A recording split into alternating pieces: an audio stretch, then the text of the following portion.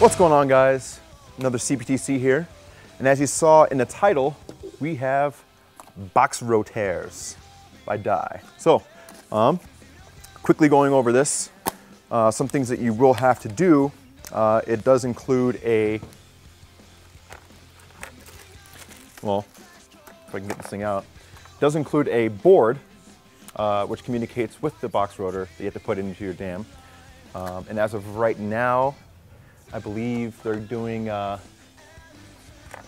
new dams are going to be coming stock with those boards in it. So say, for example, if you pick up a box rotor in the future that's used, you'll be able to throw that back on and be able to have them communicate with each other. You won't have to buy a board separately. But if you do have an older dam and it doesn't have, or you buy, say, a used box rotor or pick one up or whatever, ask them for one of these and you will be able to get one. The battery does have the battery inside the box rotor is rechargeable, comes with a USB plug-in thingy. So for those of you Lux guys, this is not going to be something that's too shocking to you.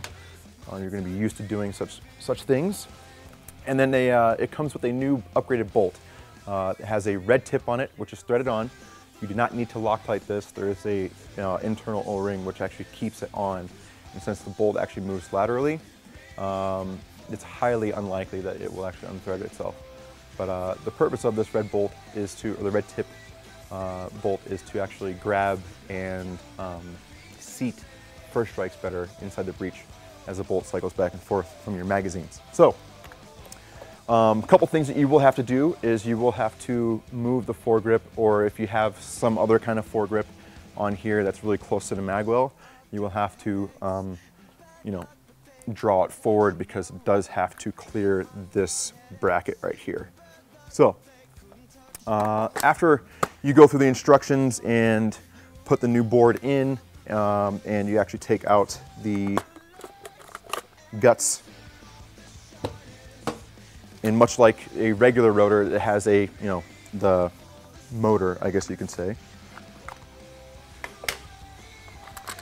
So after charging your new battery for something like 9 hours, something like that, there's a red button right here that you will have to push in order to sync with your gun after you install it with install your board, so that way they can communicate with each other. Like I said, everything is in the instructions. Make sure you guys follow that. Don't be an egghead like me and just be like, oh, I'm a man, I know how to do stuff, I don't need instructions.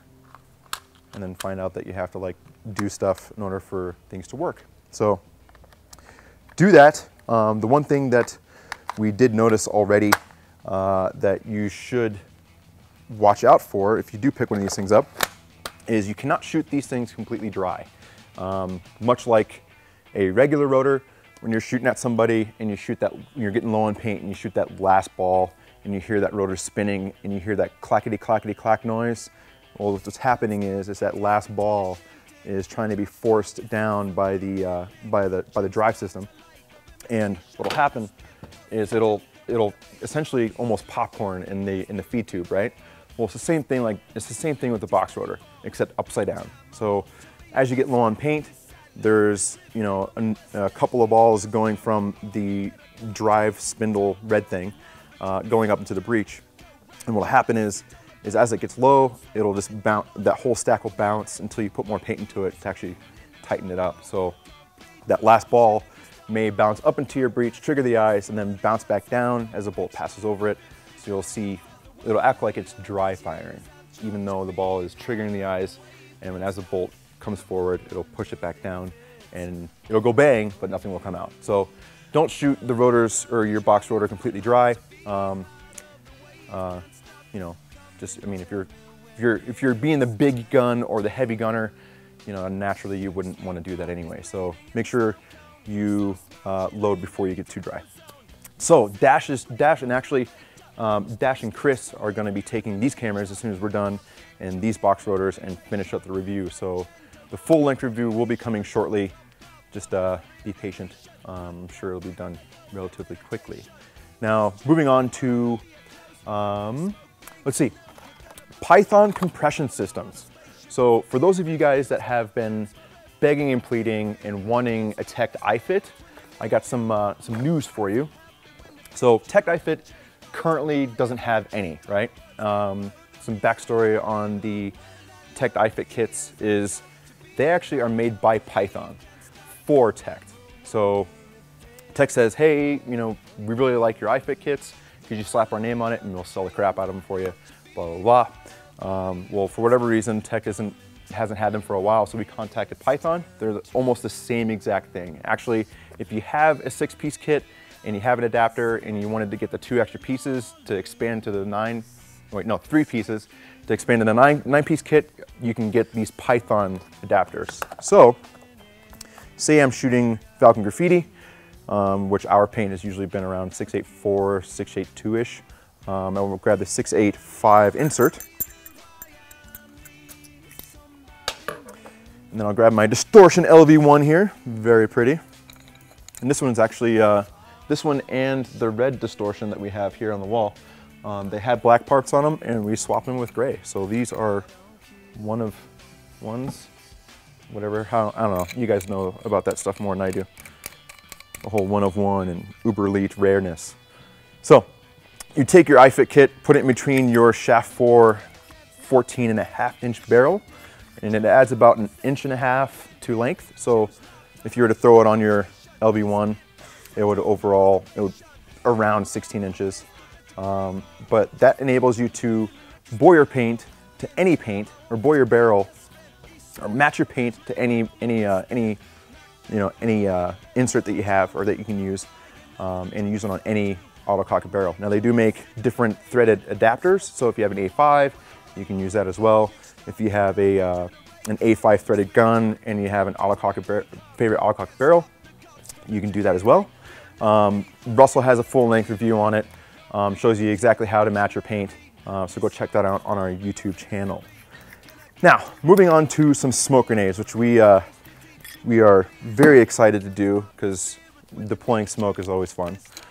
Now, these are the CGS smoke grenades. Now, there's a bunch of different sizes. There's a bunch of different shapes. They're all orange smoke. Like, say, for example, this one is what the hell is this one?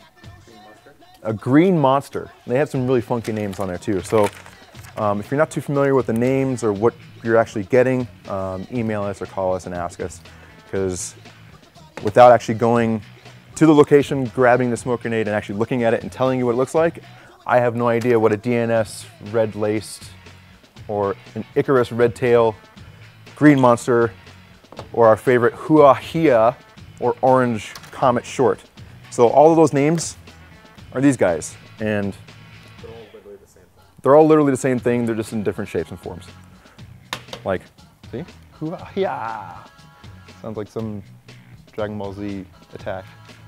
Which one should we do? Green monster. The green monster? Yeah, we're doing the green monster.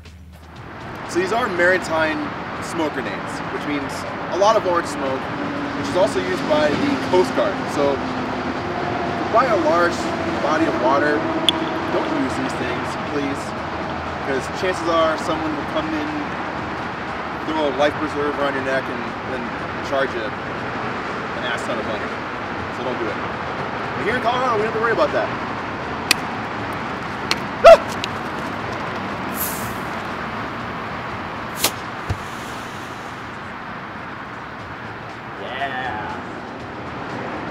Oh, so this is what I'm like.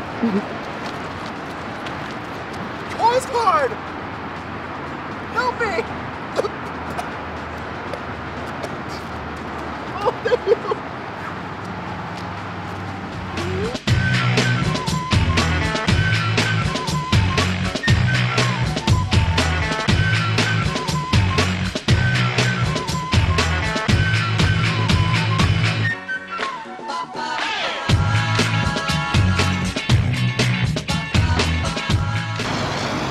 I need some shade. Ah, cooler. Seriously, so it's like right here.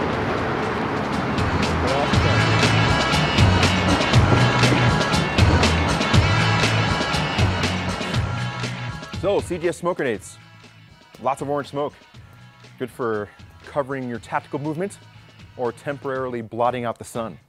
Then we will fight in the shade. So, just to get in the swing of things, we're trying to get in the back of the swing of things, guys. Stay tuned next week or possibly the week after. Not sure if it's next week or the week after.